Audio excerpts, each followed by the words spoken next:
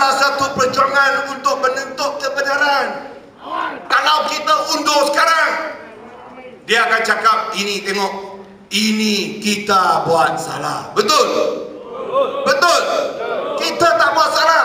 Itu sebab kita membela, mempertahankan hak kita sendiri. Dan kita nak bagi tahu ketua polis negara, kita bukan lawan anggota polis, kita lawan satu, iaitu ketua polis negara. Kalau dia nak lawan PPS, kita minta.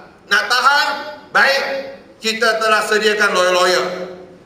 Raya, Ram Kapasing, semua siap sedia untuk bela sama ahli PPS. Minta Raya, minta Ram Kapasing diri. Ini lawyer kita. Dan kedua-dua lawyer kita, mereka akan cari satu pasukan terkuat untuk bela ahli PPS yang kena tahan. Semua orang untuk mempertahankan hak undang-undang ahli PPS akan dikeluarkan oleh kerajaan negeri. Dan untuk menyara hidup ahli keluarga atau keluarga, kalau anda kena tahan. Tapi saya percaya tak perlulah, kerana kita akan pastikan boleh keluar.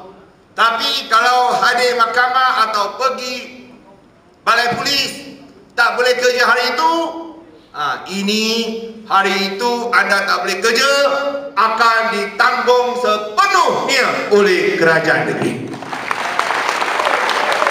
Supaya keluarga tak rugi, kita tak mau keluarga anda susah. Anda sudah buat baik, jangan susahkan keluarga anda sendiri. Kerana kita tahu ini memang yang betul. Saya amat kesal kerana perkara ini dipolitikkan oleh pihak tertentu.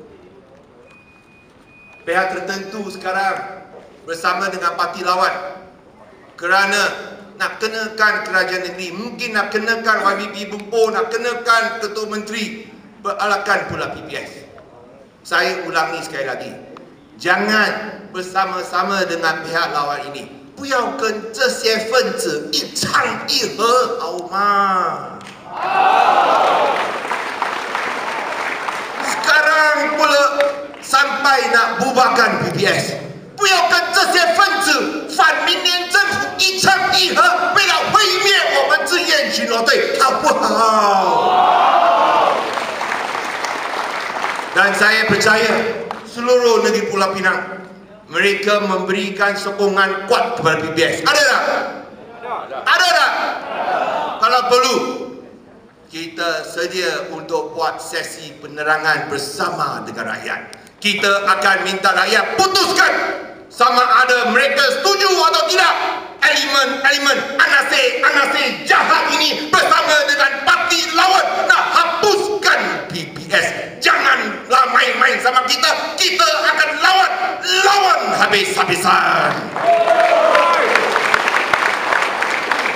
Ini keselamatan kita, keselamatan negeri Pulau Pinang tanpa PPS.